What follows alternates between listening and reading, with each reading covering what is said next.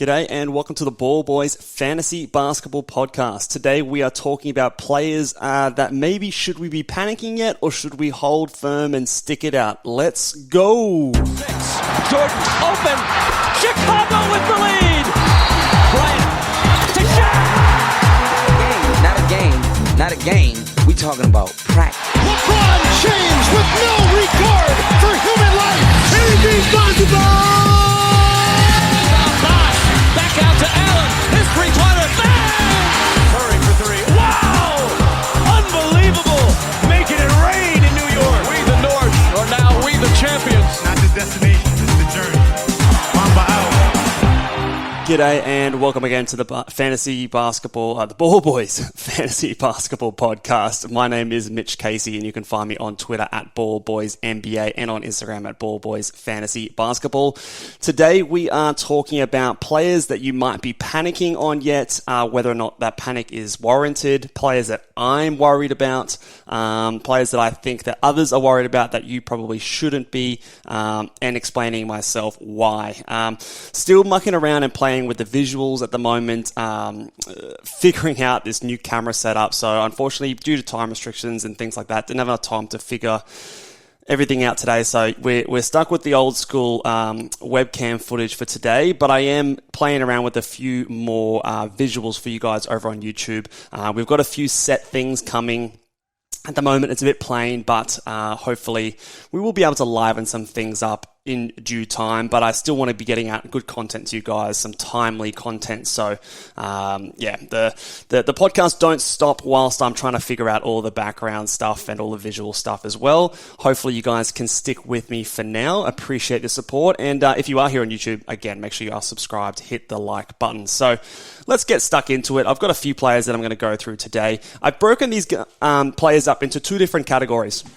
Players that I'm worried about, that I think there's a legitimate concern and issues, that things that we should be aware of, and then players that I think that others are worried about, but I personally am not, and I'm okay with being a bit patient, and I will explain to you why I am not worried about these guys. So let's start first. Should we start with the guys worried about or the ones we are not worried about? Let's start with the worried ones first. So the guys that I am legitimately concerned about, and I think that the panic is warranted. Some of these guys, people aren't panicking, where I think they maybe should be. So maybe you can consider that a bit of a sell high. Some of these guys, people are panicking, and I think it is warranted. So the first guy is probably maybe the most obvious. It is Kawhi Leonard. Now, Kawhi Leonard is going to be, it's reported today, he missed today's game. He's also going to be missing the upcoming road trip. So I think that's the next two games included as well. And it's to do with his knee management, some treatment that he's getting. This is very concerning. We sort of spoke about it a bit in the last podcast, but I just wanted to hit on this one again, guys. It's pretty worrying depending on sort of what you're listening out there. He's out for longer as well. It's just the history of Kawhi and how he manages his injuries when he was back in San Antonio with his quad injuries and things like that. He's got that history of being really conservative, especially when it's to do with something that he feels is not right. So this is the part that's most concerning to me. Also the fact that historically, with modern medicine and modern rehab, ACLs shouldn't take this long to sort of get over. It's it actually is the most researched injury in sport. We have the most amount of data across years and years of research. So it's not something we usually see unless sort of your name is Jonathan Isaac. Players that have gone down with an ACL should be at least ramping up their minutes and playing. Shouldn't be feeling stiffness in their knees at this stage unless something has gone wrong. There's a setback in the rehab. I haven't said that there has been, but it does lead me to believe that there might be something wrong here.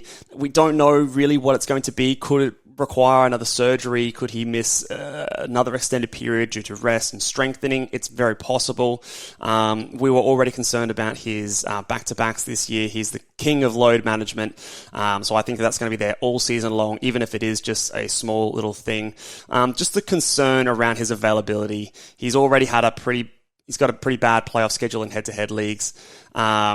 I probably should have had him further down my rankings. I deducted him. He's a first-round guy per game when he's got full minutes, but we didn't really know he was going to come off the bench and be playing less than 20 minutes a game. He's currently playing 21 minutes per game in only a few ball games so far. So yes, I am very worried about Kawhi Leonard. The issue is you probably can't do much about it because everyone is worried about Kawhi Leonard. Everyone is concerned about him. So unless you can sell him for a top 50 guy, and just get rid of the headache. If that's possible, then maybe you look to do it.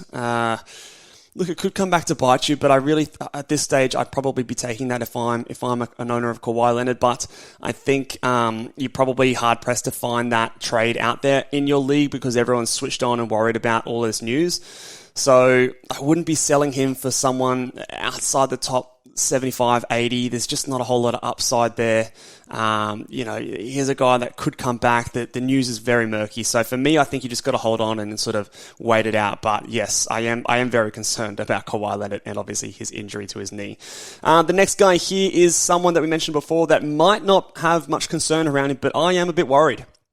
I am a bit worried about Jonas Valanciunas. Now, Jonas Valanciunas at the moment is the 29th ranked player. So you might be saying, well, Mitch, what the hell are you worried about Jonas Valanciunas for?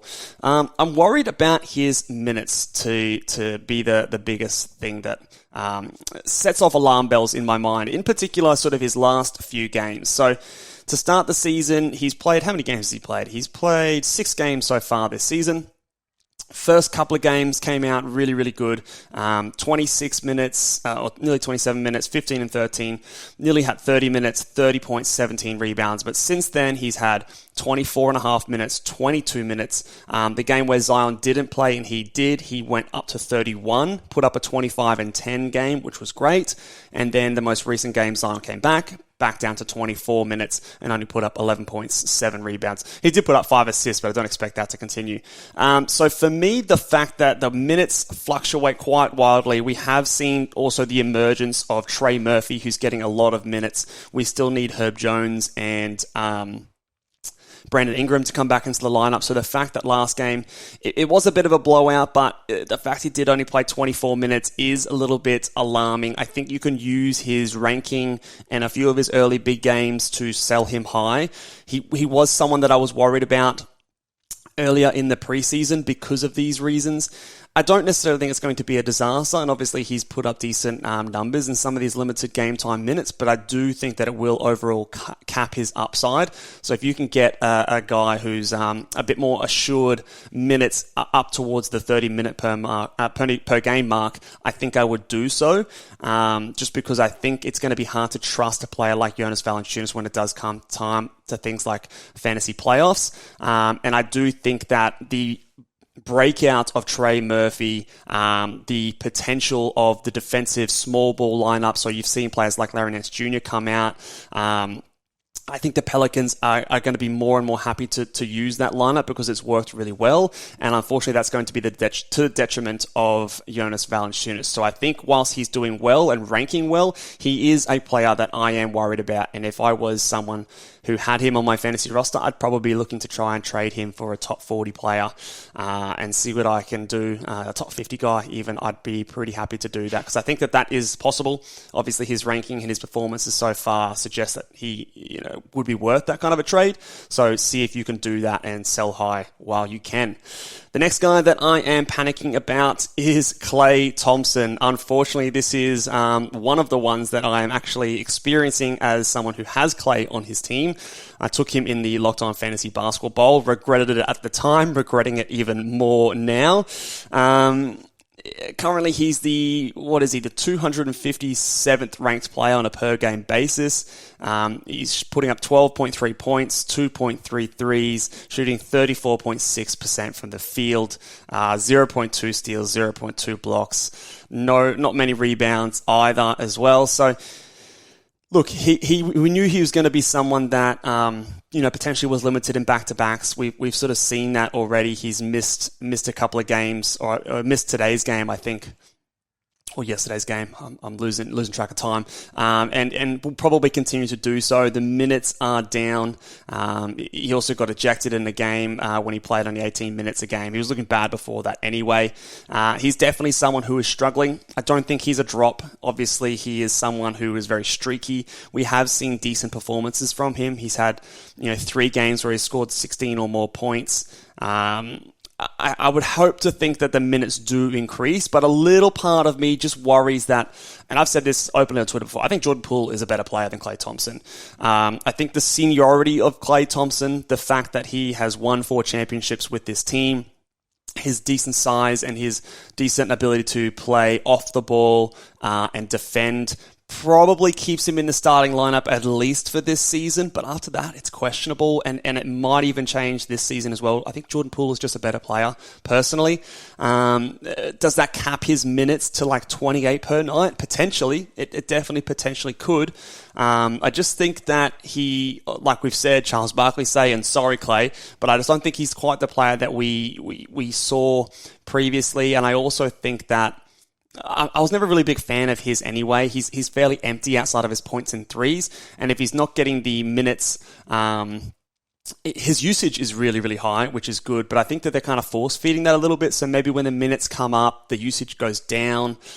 It's someone who I am a little bit worried about. At 257, obviously that's, if you had a player that ranked, you're not going to keep him on your team, but I do still think that you keep him on your side, but it is one we might have to watch, and it might trend towards a drop. I don't think it will, but it's not out of the realm of possibility, just especially because of the fact he will be sitting back-to-back. It's going to be frustrating to own.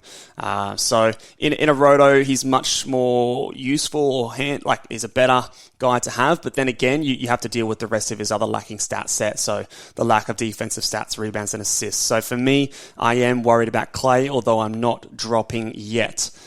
If you can sell him on his name value for a top 80 guy, top 100 guy that really suits your build, maybe, yes, I would do so. Only if you can use his name brand to sort of get him out there. It might be a difficult thing to do.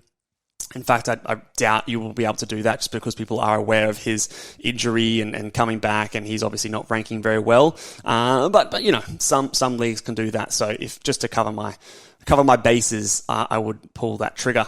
Next guy here we're going to look at is Jalen Green. He is someone who I am worried about. He is someone who is the type of player that, and I said this in our preseason guide, he's the type of fantasy player that I don't usually like to have on my team. The reason I say that is because he's a player that really relies on scoring to get his value, and he doesn't offer a lot in terms of the efficiency, the steals, blocks, or assists. And the fact that he's playing 34 minutes per night. He's the 184th ranked player so far this season through 8 games. It's not great. I think that he's going to be better than this. The fact that he's shooting 36% from the field will definitely improve. Last year, as a rookie, he shot 42.6% from the field. So I expect that to climb to at least that level. I would expect it probably even to go higher to 44, 45%, which definitely would change his 19 points per game to something more like 23, 24 points per game. So that is fine, and he should shoot the ball better, closer to maybe 3 threes per game, I think is also acceptable. But he's still only averaging 2.1 assists. He's averaging less than a steal. Those are the killer numbers. I thought potentially we would see those rise in year 2. It hasn't played out just yet. So I think that those are the most alarming stats. So the fact that he is shooting as poorly as he is with increased usage, the fact that he's not getting the assists with another year under his belt in the NBA, and the steals are still low. The assists and steals are the things that really need to change for him to break into that elite level of fantasy relevance, and he was getting drafted probably too high in my opinion. Some people were taking him in the 50s. I think I did have him ranked in the 60s because that spot was a bit of a weird zone. Scoring points is harder to find in drafts, and he will be a guy that I think averages at least 22 points per night. So I still think that will be the case, but just keep in mind he's probably not going to give you much else outside of that, and maybe some efficient, or maybe less so efficient threes.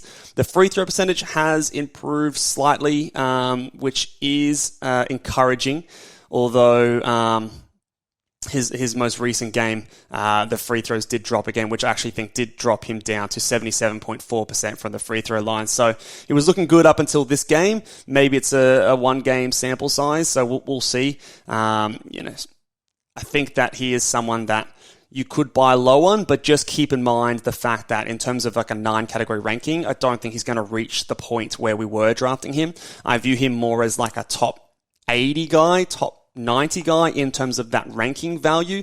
And then again, different punt builds and things like that. If you're punting blocks or steals, he'll elevate in that kind of a build. But just do keep in mind that I don't necessarily think those assists and steals are coming this season. And it does still remain up in the air whether or not they will ever come. No, it's year 2, it's early, so pretty harsh to say, but he does strike me as that kind of a player moving forward, which is not the best for fantasy basketball. The next guy that I am panicking about, and he was on my bus show, and a few people pushed back on him, but I am still panicking, and so far it's justified, is Jeremy Grant. He is someone that I was starting to question myself a little bit early in the season, and in preseason he was looking pretty good. His first game he came out, scored 23 points, 8 rebounds, 2 steals, hit 3 threes, looks nice out there. And since then he's been pretty underwhelming. The alarming thing for me, and the argument that I got for Jeremy Grant a lot was that because he's going from Detroit Pistons, where he was the number 1 guy, over to a Portland Trail Blazers, that he's going to be a bit more of the defensive-minded Jeremy Grant. And so far, we haven't really seen that. He is the 171st ranked player, averaging only 0.7 steals and 0.7 blocks. The rebounds are terrible. We've said that as a power forward eligible player, he's not a good rebounder. 4 rebounds per game is pretty bad.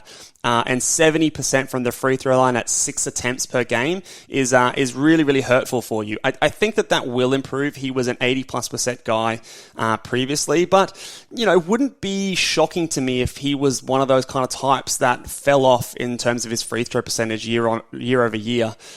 We've seen this happen before. And I don't view him as just knockdown free throw percentage shooter guy. He's shot below 80% in seasons past. Last time when he was in Denver, he was a 75% free throw shooter in 71 games, so really good sample size. So it wouldn't really blow me away if he was a sub 80% guy, and if he's shooting it at that volume, it does hurt you in that category where perhaps you weren't really expecting it to. And if he's not bringing the defensive stats and he's not hitting a 3+ per game, he's doing all this in 35 minutes, so the minutes are there. He's just not that valuable. Like 16 points, it's average. It's literally bang on average. So he's not really a guy that provides a big boost in any one area. He's actually just slightly below average in pretty much all categories. And for me, that means that I'm worried about him. I was already worried about him, but now I've got more proof to sort of add to what I was already thinking. And I don't know how much better it gets than here. I think the free throw percentage can improve. I suppose naysayers would say that the blocks and steals will improve. It's been a small sample size so far, but with the minutes being as high as they are and him still struggling, I think that to me is a worrying sign.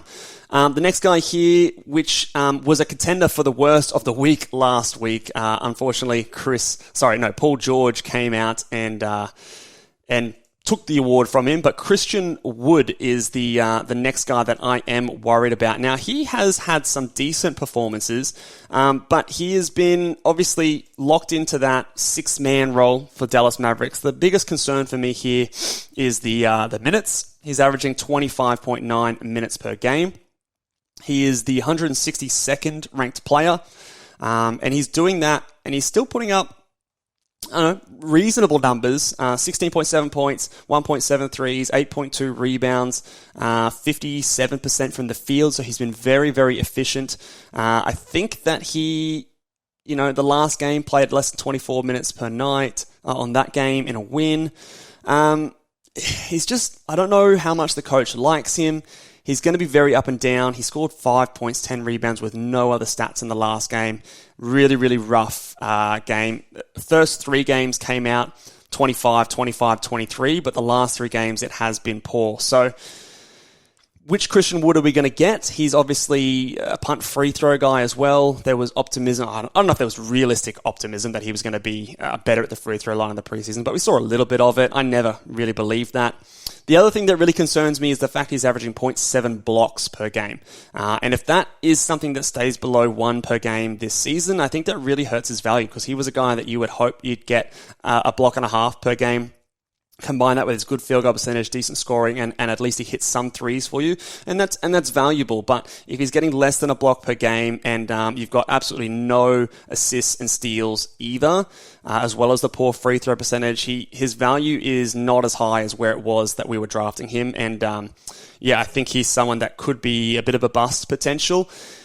It's not panic stations yet, but it is something that I am monitoring, and the fact that his minutes are a little bit all over the shop is a little bit of a cause for concern for me. Obviously, if you are punting free throw percentage, it's less worrisome, but one that I am definitely keeping an eye on. And again, if you can trade him for a top 60 guy, top 50 in a punt free throw percentage build, I would probably be pulling the trigger, but he is someone that I am a little bit concerned about as well. Probably not as much as some of these other guys, but definitely keeping an eye on him.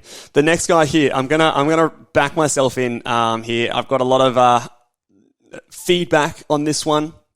A lot of people saying that I'm jealous that I don't have him, but Paolo Banchero is a player that I am worried about. I think he has the potential to have fooled us in his early games. He is currently, as good as he's been, breaking records, averaging 23 points, 7.5 rebounds, 4 assists, and a block per game. He's actually the 103rd ranked player in this season. That's in 33 minutes. And the fact that he has been playing so well and he is still only the 103rd ranked player illustrates why I was not high on him in the preseason for fantasy basketball purposes. The lack in his production comes from shooting 1.3 threes per game. He's averaging 0.6 steals, less than 44% from the field. He is now on the season shooting 73.3% from the free throw line, which is much more in line of what he did at free throws, and he's doing that on 8.6 attempts per game. Really, really hurting you from the free throw line. He started the year shooting from the free throw line very, very good, but we've seen these last 2 or 3 games that really start to correct itself. And he is someone, if you were not prepared to punt free throws, he can really, really hurt your team. If you're punting free throws, I think he's doing well. He's doing what you want him to do. He's obviously putting up good points. He's putting up good rebounds and assists, and he's getting you that block per game, which I wasn't sure if he could do. I have doubts whether he can keep it up over 1.1 blocks per game. It might be more of like 0.8, 0.9 to me. It's not that big of a difference, but if you're not punting free throws or you didn't plan on punting free throws and you drafted Paolo Banchero, I think that it's going to be tough to salvage the value of where you drafted him, because he's going to hurt you from there, and he's also going to hurt you from the field. So those guys that hurt you from both categories have poor turnovers and low steals and threes. They're not the best from fantasy. They catch your eye with those big rebounds, points, and assist numbers. But, players like Russell Westbrook, players like Andrew Wiggins, for example, RJ Barrett is another example. Those kind of players obviously do a lot better in a points league setting, but in a category league, when you are trying to look after those other categories, it is very hard to, or it's much less valuable than what it might first appear on a box score. So he's been lighting it up, and that's why I still think that he is a sell high candidate, because people are enamored by this guy. They probably don't hear as much about the percentages and the poorer aspects to his game, because the mainstream media doesn't cover it as much. He's just been breaking records and doing all these 20-point games and looking really good, and he's man of muscle and all this sort of stuff. But I do still think that he's a sell high candidate. If you can get a top 50, top 60 player, I would 100% be doing it. And I think that as good as he's looked, being the 103rd ranked player, I think there's even further downside than this. So again, I'm going to dig my heels in and say that I'm worried about Paolo Banchero. The next guy here, the last guy that I'm worried about, is a player that I was high on in the preseason. It is Nicholas Claxton is the last player that I am worried about. Now, he had a good game today. Now, that did come in the fact that Ben Simmons wasn't there, and this is why I am worried about Nicholas Claxton. He is currently, if I just pull up his rankings here, he's currently the 103rd ranked player in 9 category settings. In fact, however, though, I will say that in a punt free throw percentage, build, he is the 32nd ranked player, and in a punt threes and punt free throw percentage player build, he is actually the 13th ranked player. So doing really, really well in that kind of a build. So absolutely a steal from where you drafted him, and I think that he can maintain that. I am just worried that his production might be a bit all over the place depending on what Ben Simmons' minutes are doing. So if we just look at his last few games, Game 1 of the season, put up 25 minutes, then played 34, 33, but then the most recent games, he played 23, 29, 22, and today obviously played the 31. So if he's playing 30 plus minutes per night, he's comfortably a top 50 punt free throw percentage guy. If he's playing 24 minutes per night, it's a lot harder. So I'm really just watching his production, and I'm watching how they play him when Ben Simmons is back. It does seem like they are playing Ben Simmons a little bit more at center than I expected. Maybe when he gets a bit more confidence in his ball handling and playmaking abilities, Ben Simmons will be a bit more perimeter orientated, and Claxton's minutes may come up. Maybe some of those matchups, it's been matchup based decisions, and it's just something that I'm watching, and I am a little bit worried about, and just in terms of the consistency. When he's out there, he's great. He's doing exactly what I thought he would do. It's just a matter of what those minutes are going to be looking like. Absolutely not dropping him. If I can get another top 50 punt free throw guy, I would do so, just to avoid the headache. I don't think you necessarily will be able to do that because he's not a big name, and his 9 category ranking is a bit further back, but just someone that I was very keen on in the preseason. I think we've seen why I was very keen on him. It's just a matter of what they do with the minutes when Ben Simmons is in the lineup. Let's go on to the next segment here. These are players that I am not worried about that others might be. So I've got 5 guys here. I'll go through them relatively quickly, but the first guy here that you might be worried about is Anthony Edwards. Now, Anthony Edwards was a player that was going very often in the second round of drafts. I never had him quite that high. I had him at the start of the 3rd round, and most of the time he was gone by the time I get there. So I don't have him in any leagues outside of Dynasty leagues.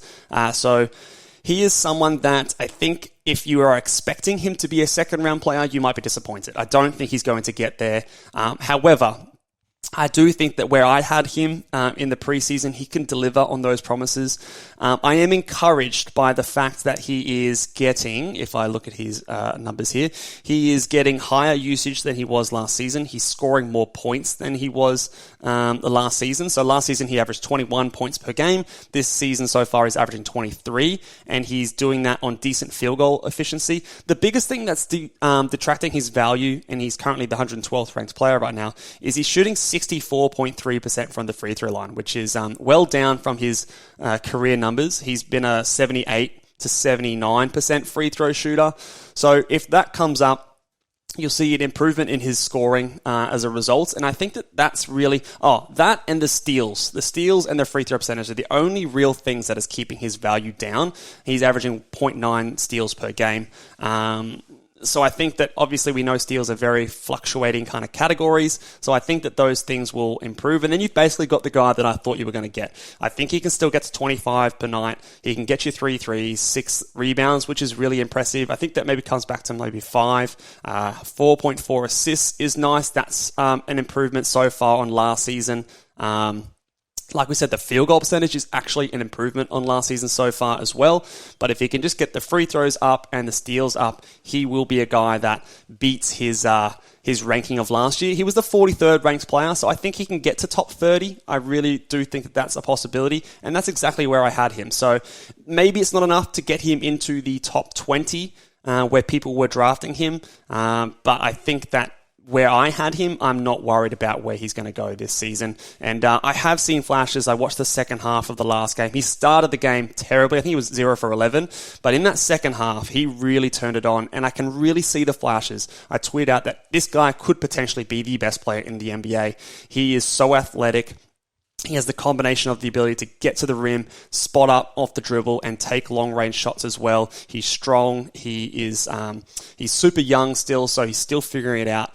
I think that he can really switch it on, and I would be trying to buy low if I could on a Anthony Edwards. The next player here, I did leave him off my buy low show last week. He continues to be a buy low, however, and that is Jamal Murray. I'm not worried about Jamal Murray. He's stunk it up a bit more than I thought, but last game was very, very encouraging. He put up 21 points for the first time. He hit a few threes, more than 2 per game, hit 5 assists. On the season, he's the 245th ranked player per game.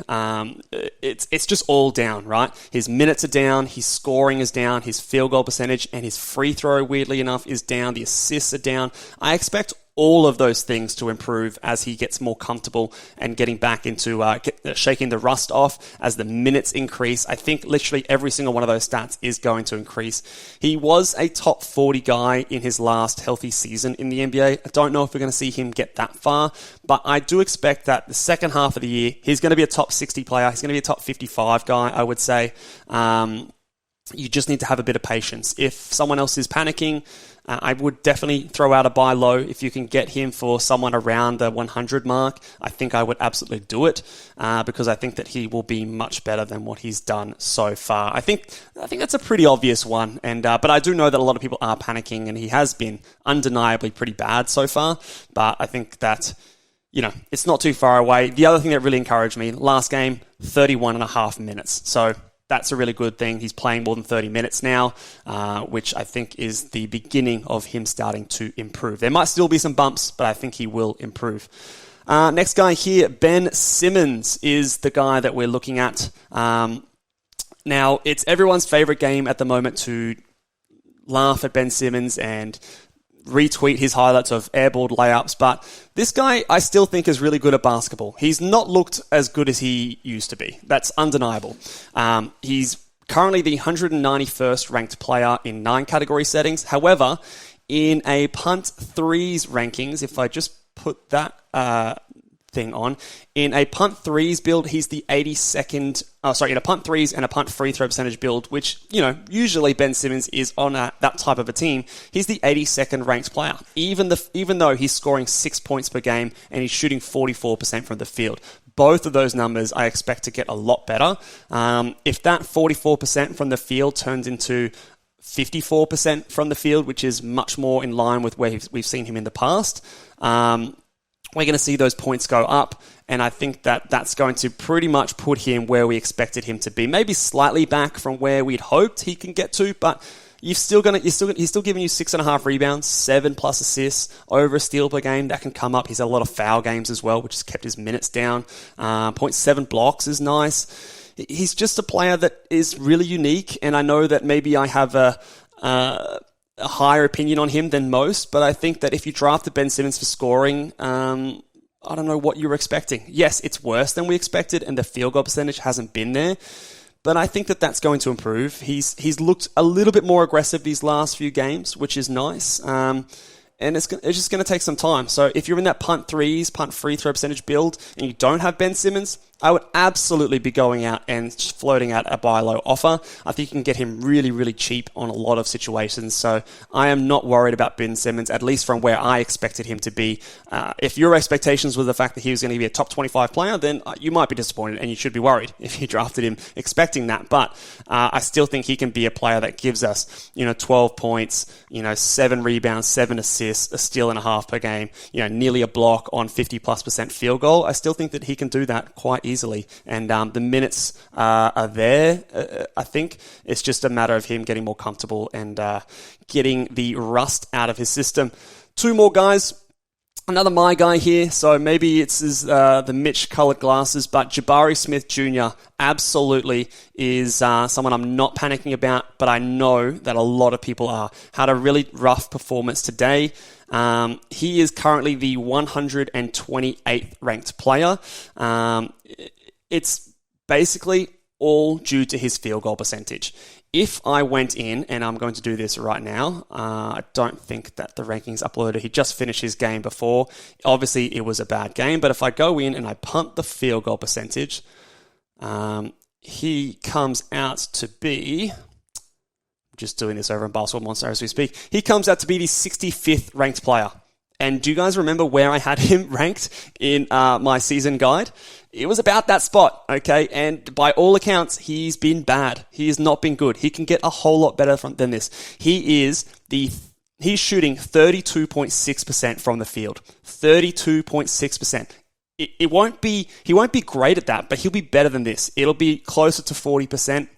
He's still giving you over 2 threes per game. The rebounds are solid. The blocks are there. The other thing that has caught my eye again is the steals haven't been there. That's probably maybe the most worrying part to me. I thought he'd be a better steals guy.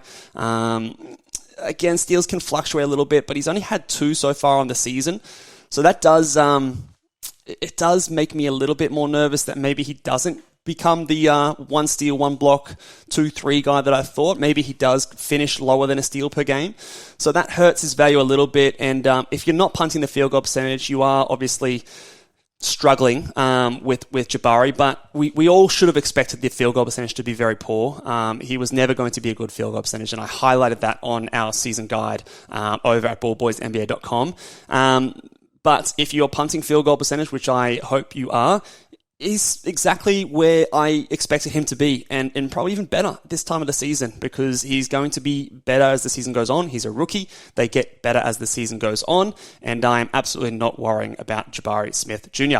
And the last guy here, Franz Wagner. He is someone who is just struggling a little bit in terms of his ranking. He's a tough one because there's no obvious thing that's kind of holding him back. You know, scoring 15 points, 4.5 rebounds, 4 assists, which is an improvement, 1 steal per game.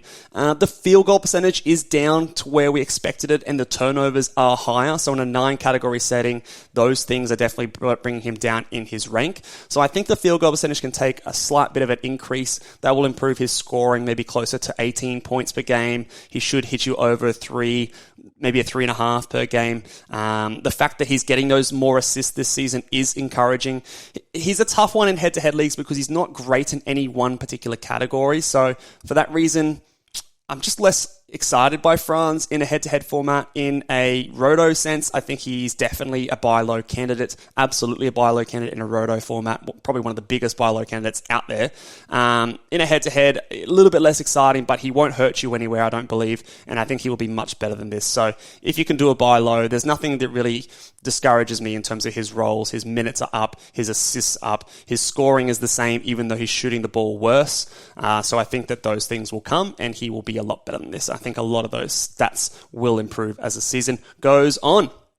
That will do it for us today, guys. Let us know down in the comments if you have anyone else that you are worried about. If you've got any guys that you think you might have to drop, we're going to be doing a hold and fold segment in our next podcast. So talking a bit more about guys closer to the drop zone than these guys, and whether or not you should pull the trigger, or whether I think that you should wait and hold on to them for as long as you can. So make sure you check out that one there. Again, if you're listening on YouTube, watching on YouTube, hit subscribe, hit that notification bell, thumb up the video, and I will catch you guys next time. Have a good one, guys. Bye.